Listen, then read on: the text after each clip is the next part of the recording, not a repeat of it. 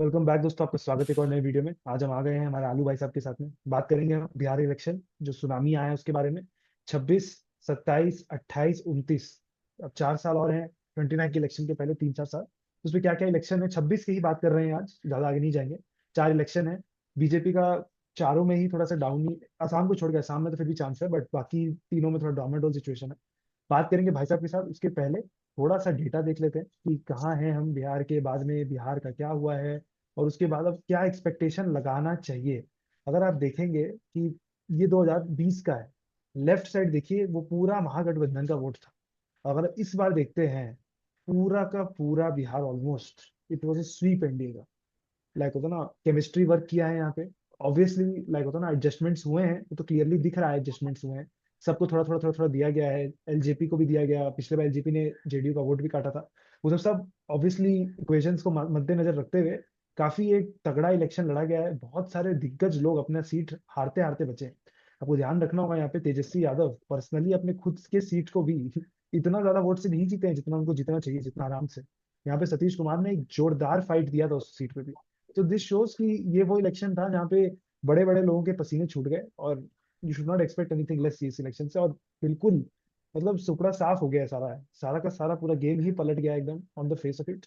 महुआ वाले सीट पे तेजू भैया was third, not even second, third. तो इससे पता चल रहा है कि अगर जस्ट आप राजद जे लाइक तेजू भैया का और एआईएमआईएम का वोटर ले लें, इट शोज कि कैसे वो लोग क्लियरली जीत सकते थे। बट अगेन वोट कट गया, और कटेंगे तो बटेंगे वाला सिचुएशन इनके साथ हो गया। हमारे आलू भाई साहब, क्या है आपका इलेक्शन के ऊपर राय, क्या हो रहा है यहाँ पे? आ, ये देखने वाली बात है कि मैंने अपना नाम आलू यहाँ पे क्यों रखा है, पहले तो ये क्लेरिफाई कर दें। So there was saying in 2000s कि भाई जब तक समोसे में आलू रहेगा तब तक बिहार में लालू रहेगा। और आज भी समोसे में आलू कायम है, बट बिहार में लालू कायम नहीं है। तो आपको ये देखना होगा कि समय किस तरीके से बदलता है। और 2010 में जो रिजल्ट आया था बिल्कुल वैसा ही रिजल्ट आज हमें 2025 में 15 साल बाद देखने को मिल रहा है। 25 साल नीतीश कुमार ने राज किया फिर भी। तो आपको ये देखना होगा कि क्या हो रहा है। तो जंगल राज का जो असर है वो अभी भी लोगों के दिमाग में है।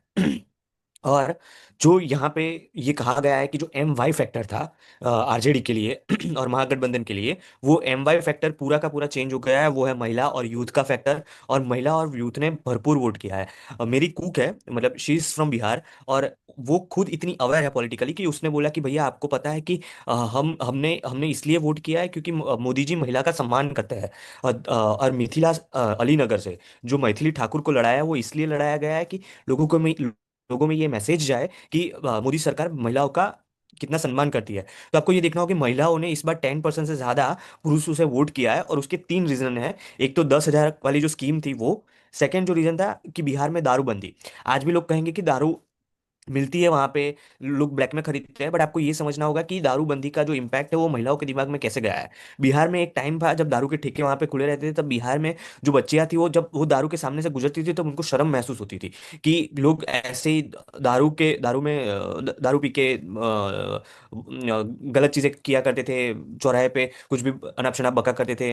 तो ये सारी जो चीजें हैं वो बंद हो गई है। और थर्ड जो चीज है वो सुरक्षा की बात है। जो सुरक्षा आज भी पटना में जो मैदान है वहाँ पे जो गवर्नमेंट की प्रिपरेशन करने वाली जो लड़कियां थी वो 8-9 बजे तक अपना फिजिकल जो एक्सरसाइज और वो सब होती है वो करती थी। तो आपको ये देखना होगा कि ये जो सारा चीज चेंज आया है तो उससे 20 साल पहले 25 साल पहले जो बिहार ने जंगल राज देखा था उसका इम्पैक्ट आज भी लोगों के दिमाग में है। चाहे वो उसके पूर्वज और उसके नाना नानी दादा दादी ये सब कहानियां कहते हैं या फिर किसी किसी पर आज भी जेंजी में ये है कि भाई जंगल राज हमें नहीं चाहिए। और आज भी लोग नीतीश कुमार पे इतना भरोसा करते हैं। आपको ये देखना होगा कि तेजस्वी यादव ने ये बोला था कि हर घर हम सरकारी नौकरी देंगे। और बिहार में सरकारी नौकरी का इम्पैक्ट कितना ज्यादा होता है आपको। फिर भी लोगों ने एमजीबी को वोट नहीं दिया। भाई भाई साहब को मैं बोलना चाहूंगा कि जो 2020 का जो इलेक्शन था हम्म, वहां पे जो सीट्स आई थी वो दिखाया जाए तो। हम्म, एक मिनट बस दिखा देते हैं। उसमें तो क्लियर मतलब लेफ्ट साइड पे पूरा गठबंधन का ही है। लेफ्ट साइड वाला जो रीजन है वो मैं ये बताना चाह रहा था कि लेफ्ट साइड वाला जो रीजन है जो मगध रीजन है, मगध स्पेशली वो छूट गया था 2020 में एनडीए से।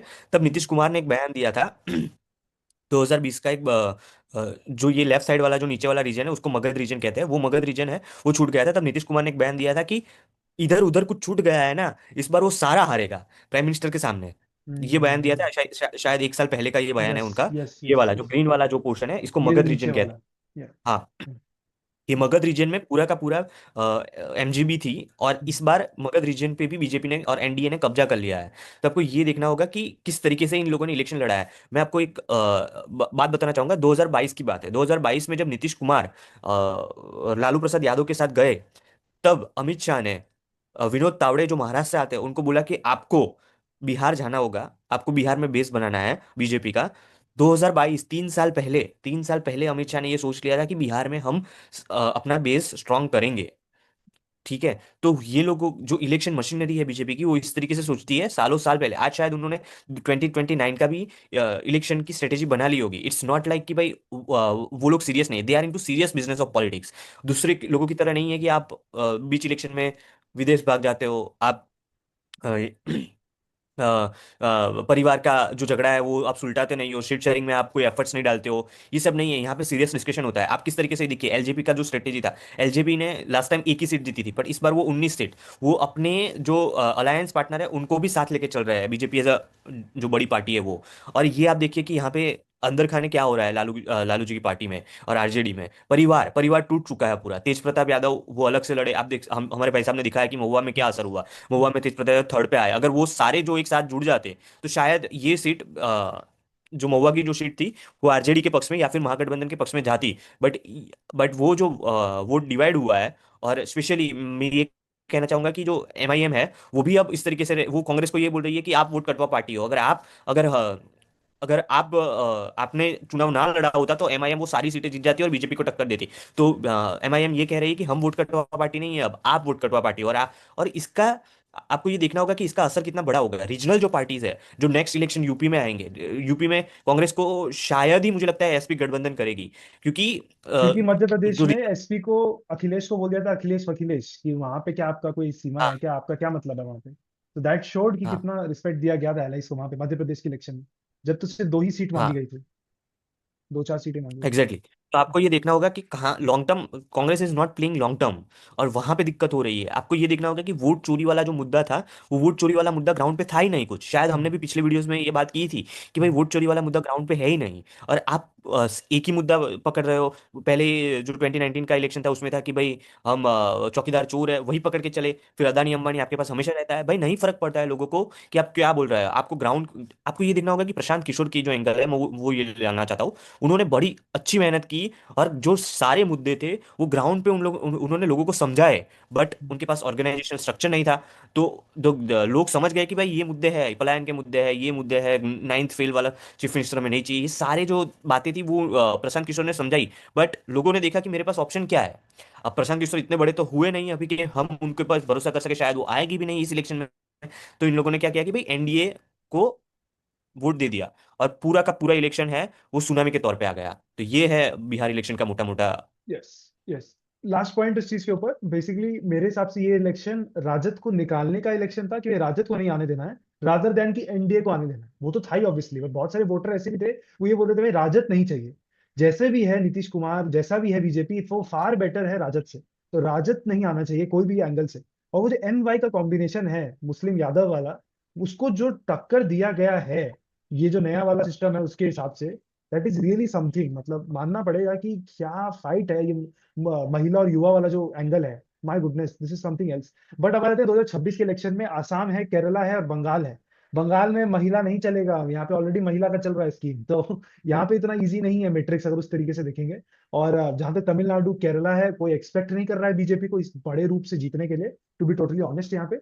और Assam is again one of those things की टाइट फाइट होना चाहिए, बट मोस्टली फील्स लाइक कि this is in the pocket. Assam is the only election जो एक्सपेक्ट कर रहे हैं लोग कि बीजेपी जीतेगा। बाकी तीनों इलेक्शन इज मोर ऑफ कि अगर जीत जाए तो ठीक है। बंगाल में बोल सकते हैं कि लोग बोलेंगे कि वो तो जीत सकता है बढ़िया भाई साहब, बट आई पर्सनली फील कि स्टिल वो ग्राउंड पे वो कैडर नहीं है। मतलब दिख रहा है, I can see RSS around me, like होता है ना हमारे आसपास में, कोलकाता में काफी हर जगह आरएसएस दिख रहा है, and you can sense them. But problem क्या है, BJP as a institution is not strong enough. This is Didi's election to lose basically. यहाँ अगर हारना है या जीतना है, दोनों दीदी के ही हाथ में है। हार भी दीदी सकती है और जीत भी दीदी सकती है, कोई और नहीं हरा सकता है। उसका यहाँ पे एक मेन रीजन आपको दिखाता हूँ, लकी भंडार स्कीम। ये 2001 से चल रहा है। और अब क्लियरली देखिए कौन एलिजिबल है इसके लिए और क्या क्या डॉक्यूमेंट चाहिए आपको। आप इनकम टैक्स नहीं भरना चाहिए first of all. Income tax कौन नहीं भरता है? जो जिसका कमाई ऑलरेडी 6 लाख से भी कम है, वो क्या इनकम टैक्स भर रहा है? वो कुछ नहीं भर रहा है, कोई आईटीआर नहीं है, कोई फाइनेंशियल हिस्ट्री नहीं है उसका। उसके बाद क्या हो रहा है, कोई पेंशन नहीं आना चाहिए आपका, और आपके पास एक वोटर आईडी कार्ड होना चाहिए। तो भैया हम रैंडम लोगों को नहीं दे रहे हैं, जिनके पास वोटर आईडी कार्ड है उन्हीं को दे रहे हैं। तो क्लियर कोरिलेशन है कि अगर आपको वोट देना है तो आप वो हमको ही देंगे। लाइक होता है ना, क्योंकि हम आपको दे रहे हैं डायरेक्ट। एक ऑलरेडी एक होता है छांटने का हो गया, वरना वोटर आईडी का भी क्या मतलब है? आधार पैन कार्ड से ही काम हो जाना चाहिए ना। तो वोटर आईडी कार्ड भी मैंडेटरी किया गया। तो दिस शोज क्या होता है ना कि आप एकदम वो लोअर मिडिल क्लास से भी नीचे और वुमेन वो वाले सेगमेंट को टारगेट कर रहा है, और वो ह्यूज सेगमेंट है। सो आप यहाँ पे भी एम एम फैक्टर है। वहां मुस्लिम यादव है बिहार में, या महिला और मुस्लिम है। और ये वो महिला मुस्लिम जो है, वो महिला में सब कुछ आ जाता है, इट्स नॉट ओनली मुस्लिम। महिला में तो हिंदू भी है, सभी कोई है। तो दिस इज दैट, लग रहा है वो मिक्स इतना स्ट्रांग है बंगाल में, तो जगरनॉट को तोड़ना विल नॉट बी इजी। भाई साहब क्या रहा है आपके इसके ऊपर? So in politics there is one saying कि पहला जो इलेक्शन है वो लोग हारते हैं हम्म, एज अ पार्टी के फॉर्म में। हम्म, जब आप कोई नए रीजन में जाते हैं तब हम्म, पहला इलेक्शन हारते हैं, दूसरा इलेक्शन आप लड़ते हैं, हम्म, और जो तीसरा इलेक्शन है वो आप जीतते हैं। सो हम्म, जैसे प्रशांत किशोर ने बिहार में किया, पहला इलेक्शन वो हारे हैं, सेकंड इलेक्शन वो पहला इलेक्शन वो लड़े हैं, हम्म, सेकंड सॉरी पहला इलेक्शन वो हारे हैं, सेकंड इलेक्शन वो लड़ेंगे और तीसरा जीतेंगे। हम्म। मोटा मोटा 15 साल का एक टाइम लगता है जब एक यस। नई पार्टी नए रीजन में आती है। ट्रू। अब नई पार्टी है बीजेपी, वो वेस्ट बंगाल में आई थी आज से 10 साल पहले शायद। जो जो यस। पहला इलेक्शन था वो यस। बीजेपी ने कुछ नहीं किया, उस सिर्फ वो फाइट किया। सेकंड इलेक्शन थे उसमें वो बीजेपी प्रिंसिपल ऑपोजिशन के तौर पे दिख के उभर के आई। ट्रू। और आपको एक उस इलेक्शन में जो पिछला इलेक्शन था वेस्ट बंगाल का, उस इलेक्शन में आपको एक देखना होगा कि दीदी के पास एक बंदा था जो बिहार में अभी इलेक्शन हारा है, वो है प्रशांत किशोर, यस। जिसने पूरा नैरेटिव गढ़ा था और दीदी के एकदम पैरेलल लेके चले थे कि भाई किस तरीके से हम बीजेपी जो एक मशीनरी है उसके सामने लड़ेंगे। अब आपको देखना होगा कि मुझे ये समझ नहीं आ रहा है कि वेस्ट बंगाल में एंटी इनकम्बेंसी है कि नहीं। अगर एंटी इनकम्बेंसी है तो बीजेपी उसको भुनाने की पूरी कोशिश करेगी। सेक और आपको ये देखना होगा कि जो प्राइम मिनिस्टर है उसने एक चीज बोली कि जो गंगा है, गंगा वो बिहार से होके बंगाल में जाती है। तो बीजेपी ने आज से 10 साल पहले वेस्ट बंगाल में अपना बेस बनाने का शुरू कर दिया था। और आपको ये देखना होगा कि बिहार और वेस्ट बंगाल की बॉर्डर है वो अड़ती है, ऊपर जो यस। North yes. बंगाल है और बिहार है उसकी बॉर्डर अड़ती है। तो काफी सारे जो बिहारी है वो वेस्ट बंगाल में ऐसे काम भी करते होंगे, बिजनेस भी करते होंगे, कुछ भी हो। तो ये जो दरभंगा वाला जो इलाका है, दरभंगा से वेस्ट बंगाल उस तरफ जो मिथिला वाला रीजन है वो वेस्ट बंगाल को टच करता है। सो इस इलेक्शन का कुछ ना कुछ असर होगा। मैं ये नहीं कह रही हूँ कि बीजेपी जीतेगी कि अभी दीदी को हराएंगे। बट बीजेपी एक प्रिंसिपल ऑपोजिशन के तौर पे जो पिछली इलेक्शन में आई थी, वो इस तरीके से फाइट देगी टीएमसी को कि for TMC this would be the toughest election on their history. क्योंकि Prashant Kishor as a political consultant नहीं होंगे इस बार, शायद मैं ये अज्यूम कर रहा हूँ। Second, BJP already principal opposition party है। थर्ड, बिहार इलेक्शन का जो इम्पैक्ट है वो वेस्ट बंगाल में देखने को मिलेगा। फोर्थ, कांग्रेस इस बार टीएमसी कांग्रेस को साथ नहीं देगी। और फिफ्थ, एमआईएम जो यस। पार्टी है that will play another role in West Bengal, क्योंकि वो बिहार में इलेक्शन जीते हैं कुछ शायद पांच पांच एक सीट पांच आई है। पांच सीट। तो वो जो नैरेटिव है वो लेके एमआईएम जाएंगे वेस्ट बंगाल ट्रू। में। और जहां पे वो डिवाइड होगा वहां पे बीजेपी को एज रहेगी। और शायद मुझे लगता है वेस्ट बंगाल वाला इलेक्शन इस बार one of the toughest election for TMC होगा। आई। और एसआईआर मुद्दा मैं भूल गया। सो हाँ। वेस्ट बंगाल में भी एसआईआर हो रहा है। हो रहा तो है। जो सुकीकरण है वो हो रहा है, सो लेट्स सी क्या होता है वहां पे भी। सो ये फैक्ट्स हैं, और मेरे को पर्सनली ऐसा लगता है कि अगेन कैडर इतना स्ट्रांग नहीं है बीजेपी का कंपैरेटिवली। और यहाँ पे जो ग्रास रूट लेवल है वो स्टिल टीएमसी का काफी स्ट्रांग होल्ड है। और वो जो महिला वोट है, that cuts across religious lines, and that is the key factor. जो फ्लिप अगर आपको करना है तो वो कुछ ऐसा देना होगा जो यहाँ ऑलरेडी नहीं दे रहे हैं, जो कि Didi has been doing very well. I personally have seen this play out 10 साल से। आई पर्सनली फील कि अभी भी वो जो एक्स फैक्टर है, कि क्या मतलब है कि होता ना बीजेपी को लाने का, स्टिल दैट क्वेश्चन जो लोग पूछ रहे हैं। क्योंकि most of BJP is still x TMC. सब टीएमसी से उठ के इस तरफ आ गए ऑलमोस्ट, काफी हद तक। बहुत लोग वापस भी जा रहे हैं टीएमसी, क्योंकि उनको लग रहा है कि वापस वेव उसी तरफ है, बीजेपी को छोड़ छोड़ के भी। But this thing, this idea, this notion की इस तरफ भी टीएमसी है, इस तरफ भी टीएमसी है, बस यहाँ पे बीजेपी का flag. That is the part जो देखना होगा। जॉबलेसनेस का एक मेजर मुद्दा है।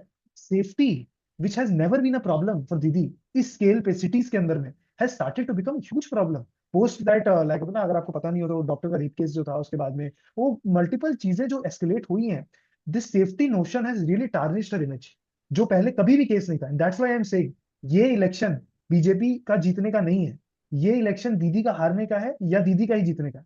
यहाँ BJP can only be that part कि वो वहां खड़े हैं, तो वो वेव जिस तरफ भी जाएगा, या तो दीदी के साथ वेव जाएगा तो दीदी जीतेगी, या दीदी के अगेंस्ट वेव जाएगा वो भी दीदी ही क्रिएट करेगी। BJP has been hopelessly like pathetic in creating narratives Bengal में। they have just not been able to do it। एकदम भी नैरेटिव क्रिएट नहीं कर पा रहे हैं। और प्रॉब्लम क्या है कि यहाँ पे भी किसी को पता नहीं कौन उठ के आएगा। क्या आप शुभेंदु अधिकारी को कर रहे हैं आगे, क्या आप दिलीप घोष को आगे कर रहे हैं, who is the next face? That's something that needs to be figured out. ठीक है, नेक्स्ट पे आ जाते हैं असम पे। भाई साहब असम तो कंपेरेटिवली इजी होना चाहिए, पर वहां पे सुनने में ये आ रहा है एसआईआर भी वो लोग नहीं कराएंगे, क्योंकि एनआरसी का बातचीत चल रहा था, इसी का अवॉइड करना चाह हम्म। रही है कि वो थोड़ा दिक्कत हो जाएगा वहां पे, थोड़ा मारा मारी हो जाएगी, हो जाए। क्या राय है पे असम इलेक्शन के ऊपर, क्या लग रहा है? आसाम एकदम क्लियर कट इलेक्शन है। Hemant Biswa Sharma, he is a regional leader, mass leader. और कांग्रेस के पास ऐसा कोई है, गौरव गोगोई और वो, बट हेमंत बिश्व शर्मा जैसा मास लीडर आई थिंक कांग्रेस के पास नहीं है। हेमंत बिश्व शर्मा आज भी ग्राउंड से कनेक्टेड है। He is like a mass leader, और मुझे लगता है नहीं कि आसाम में कोई इतना बड़ा कोई इशू होगा। बीजेपी के लिए इजी पॉकेट है आसाम। मेक और सेंस, मेक या sense, make sense, make sense. So अब आ जाते हैं नेक्स्ट के ऊपर में। जो नेक्स्ट वाला है वो है तमिलनाडु। भाई साहब तमिलनाडु भी आ ही रहा है, ज्यादा समय तो नहीं है तमिलनाडु में भी। सो मुझे नहीं लगता है कि तमिलनाडु में बीजेपी या फिर एआईडीएमके की कोई एज है। यहाँ पे अच्छा। डीएमके फिर से रिपीट करेगा ऐसा लग रहा है। हाँ क्योंकि I think there is a no any anti incumbency there. हाँ। People are happy with DMK whatever DMK is saying. But point ये नहीं है कि बीजेपी चुनाव हारती है या जीतती है। पॉइंट ये है कि वोट बीजेपी शेयर, चुनाव लड़ती है, लड़ती है। और वोट शेयर सो भी इंपॉर्टेंट रहेगा आई गेस। हाँ, वोट शेयर भी इंपॉर्टेंट रहेगा। और यह है कि बीजेपी ने कभी ये नहीं सोचा कि जैसे मैं एक एग्जांपल मुझे याद आ रहा है, जो हैदराबाद का म्यूनसिपैलिटी का इलेक्शन था। बीजेपी को पता था कि यहाँ पे हम हारेंगे, बट फिर भी बीजेपी ने म्यूनसिपैलिटी के इलेक्शन के लिए भी मेहनत की। योगी आदित्यनाथ गए, अमित शाह गए, नरेंद्र मोदी ने रैली की। सो बीजेपी इज लाइक कि हम कोई भी इलेक्शन हो हम फाइट करेंगे, चाहे हम हमारा बेस हो या ना हो। ठीक है, अब भले ही हम हार जाए बट हम फाइट करना नहीं छोड़ेंगे। इट्स नॉट लाइक कि भाई हम कहीं विदेश चले जाएंगे कि भाई ये इलेक्शन तो हारा हुआ है, नेक्स्ट इलेक्शन में देखेंगे, ये पॉइंट नहीं है। तो मुझे भी लगता है कि तमिलनाडु में बीजेपी लड़ेगी।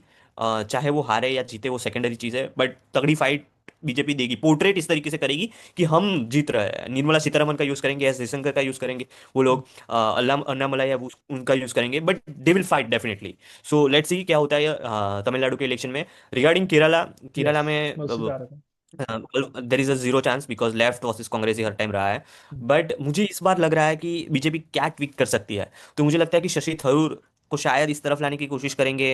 हम्म, आर चंद्रशेखर जो थे, वो जो बीजेपी के एमओएस रहे हुए हैं माइटी में, जिन्होंने लोकसभा यस। इलेक्शन भी लड़ा, उनका कोई रोल प्ले होगा। क्योंकि बट वो भी आई एम नॉट। वो भी वो भी इस बार कैबिनेट में नहीं है सर, सेंटर में वो भी वहीं बैठे हैं, वो वहीं पे कर रहे हाँ हैं अपना पॉलिटिक्स पूरा। हाँ तो इट सीम्स हाँ। लाइक कि कुछ तो प्लान है कि एटलीस्ट एक सीट पे तो प्रॉपर बिठा के रखें किसी को जो स्ट्रॉन्ग फेस बने। ऐसा नहीं है कि वो लोग किंग मेकर भी बन सकेगा, दो तीन सीट भी आ जाए या कुछ भी ऐसा हाँ, सिचुएशन दो होता है। तीन सीट पे बीजेपी अपना उस तरीके से थोड़ा भी ये लगेगा कि भाई जिस तरीके से आप गुजरात में कर रही है ना, 4 5 सीट जीत रही है, उस तरीके का हम्म, भी अगर कुछ बीजेपी केरला में कर जाए, हम्म, सो उनके लिए वो जीत टाइप होगा कि भाई हमने अपना एक स्टार्ट कर दिया है साइकिल, फिर देखेंगे क्या होता है आगे। सो ये मोटा मोटा है या केस। एक लास्ट पॉइंट और फिर आज की वीडियो समाप्त करेंगे। मोदी जी ने खुद ये चीज बोला है कि अब कांग्रेस का टूटने का समय आ गया है, या समथिंग समथिंग उस लाइंस के ऊपर। इसका क्या मतलब है, कि क्या संदेशा है कि होता ना कि अब टूटने वाली है कांग्रेस, वो क्यों ऐसा बोल रहे हैं? Is this a fear mongering, ताकि वहां पे भी बातचीत स्टार्ट हो जाए? क्योंकि अब 10 20 साल से अब राहुल गांधी हेल्प पे रह चुके हैं। इज इट टाइम कि अब हम फियर मॉन्गर करके थोड़ा सा प्रेशर डालें अंदर में? सो कांग्रेस, जहां जहां कांग्रेस के पास सत्ता नहीं रही है वहां वहां कांग्रेस टूटी है हमेशा। ये आज का नहीं है। आपको ये देखना होगा कि मैं आपको रेफरेंस देता हूँ, ये लाल बाल पाल वाला जो गरम माओ उस टाइप का जो नरमवादी आंदोलन, गरमवादी आंदोलन, हम्म। आई थिंक 1907 की बात है, कि यस। जहां पे कोई एक पकड़ थोड़ी छूटी है वहां पे कांग्रेस टूटी है। ठीक है, उसके बाद भी कांग्रेस लगातार टूटती रही, टूटती रही, टूटती रही। और यहाँ पे जो मोदी जी का कहना था वो यही था मोटा मोटा, कि अभी भी जो यूनियन लेवल पे एक जो ड्राइविंग फोर्स है 99 सीट्स के तौर पे वो कांग्रेस है। और अगर बीजेपी को 2029 में इलेक्शन जीतना है, तो कांग्रेस अगर टूट जाती है फिर से, तो तो कांग्रेस स्प्रेड हो को जाता है वो। स्प्रेड हो जाता है और वोट्स डिवाइड होंगे तो बीजेपी और मजबूत होंगी। तो हम्म, अब हमेशा से ये कहना है कि वो कांग्रेस मुक्त भारत, ये हम्म, कहने की जो बीजेपी की जो स्ट्रेटेजी थी वो इस बार उस तरीके से है कि कांग्रेस टूटेगी, और कांग्रेस टूटेगी तभी कांग्रेस मुक्त भारत होगा और बीजेपी युक्त भारत होगा। तो मोदी जी का ये कहना है कि, तो मुझे लगता है कि लिटिल फियर मॉन्गरिंग है, और हम्म, लिटिल ये है कि रीजनल लेवल पे कांग्रेस है वो पूरी की पूरी साफ हो रही है। आपको ये देखना होगा कि बिहार में कांग्रेस साफ हो गई, उत्तर हम्म, प्रदेश में कांग्रेस साफ हो गई, आपको हम्म, वेस्ट बंगाल में कांग्रेस का कोई वजूद नहीं है। बस। ठीक है, अब बचा है आसाम। आसाम में मुझे लगता है कि अभी भी बीजेपी वर्सेस कांग्रेस है, बट अगर वहां पे भी कुछ रहता है, कोई रीजनल पार्टीज उभरती है, तो कांग्रेस का क्या होगा? दिल्ली से कांग्रेस साफ हो गई, आपको ये देखना होगा। यस। महाराष्ट्र से कांग्रेस साफ हो गई। हम्म, ठीक है, पंजाब में आप वर्सेस बीजेपी होने जा रहा है, या फिर वो हम्म, अकाली दल है वो। हम्म, ठीक है, या, वहां पे भी कांग्रेस का थोड़ा थोड़ा, कांग्रेस की पकड़ कम होती जा रही है। अब बचे हैं वो सेंट्रल रीजन, मध्य प्रदेश हम्म, है, या फिर राजस्थान है, हम्म, गुजरात में है। ठीक है, हम्म, कर्नाटक में है, और ये हैदराबाद में, तमिलनाडु, सॉरी, तेलंगाना में। तेलंगाना। तो हाँ, तेलंगाना हम्म, में। तो आपको ये देखना होगा कि कहीं कहीं पॉकेट में कांग्रेस वर्सेस बीजेपी है, तो बीजेपी ये चाह रही है अल्टीमेटली कोई रीजनल पार्टी उभर के आए। जैसे बीजेपी चाह रही है कि गुजरात में आप थोड़ी सी मजबूत हो, ताकि वोट डिवाइड हो, और मेक ताकि सेंस। वो हमेशा 20 साल तक और 2 डिकेड तक बीजेपी रूल करती रहे कहीं पे भी। हम्म, जब तक रीजनल पार्टीज और कांग्रेस दो तीन ध्रुव आएंगे, हम्म, तभी तो ये होगा कि बीजेपी जीतेगी, क्योंकि यस। बीजेपी के वोट इंटैक्ट है हमेशा। जो टूटते हैं वोट, वो कांग्रेस के अंदर से ही टूटते हैं। या, मेक सेंस। ठीक है, तो हमेशा बीजेपी ये चाहती है कि रीजनल लेवल पे कोई थर्ड थर्ड प्लेयर आ जाए, ताकि हम जिंदा रहे लॉन्ग टर्म। उसी के साथ आज के गेम समाप्त करेंगे। भाई साहब ने काफी अच्छा एक्सप्लेनेशन दिया है कि क्या क्या इलेक्शन आ रहे हैं, क्या आने का एक्सपेक्टेशन है। ये सारा कुछ बेसिकली कंसाइज है, 26 में क्या एक्सपेक्ट कर सकते हैं। उसी के साथ आपके गेम समाप्त करते हुए थैंक यू फॉर